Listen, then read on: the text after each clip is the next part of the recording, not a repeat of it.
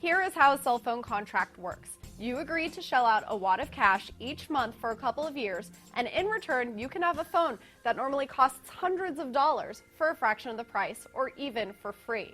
Pretty good deal, right? Then why does CNET receive a steady stream of complaints and questions about bailing on their contract early without paying up to $350 in penalty fees? I'm Jessica Dalcourt for CNET, and I'm going to dish out some tips for getting out of your contract, or at least for solving your underlying issue, without coughing up the early termination fee.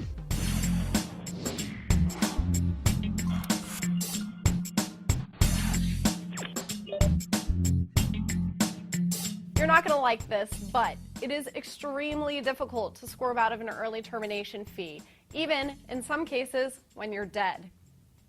There are a few loophole clauses that could help you avoid the charge if the carrier were to seriously, significantly, drastically change the terms of your contract, or if there are material negative changes to your service. Like, to be really extreme, one day you have full signal strength, and the next day you have none. Even then, a complaint could get you a signal booster or a bill credit. So what do?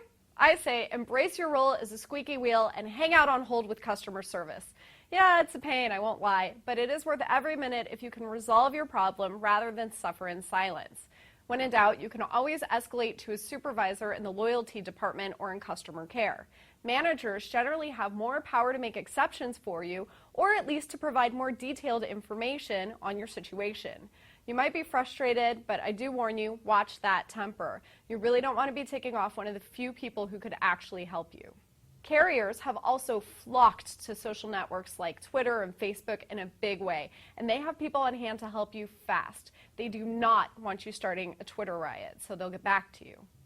Another option is to use websites like SellTrade USA, which will match you up with someone who is willing to take over the rest of your contract.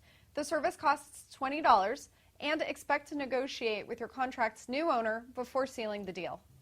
In extreme cases, there is also the option of arbitration, which the carriers pay for. But if you think that waiting on hold is bad, then this is not the option for you.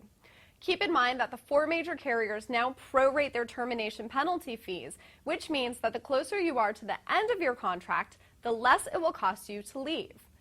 The bottom line is that your carrier will not release you from that agreement that you signed if your itch to ditch is fueled only by that shiny new phone over there at the rival carrier.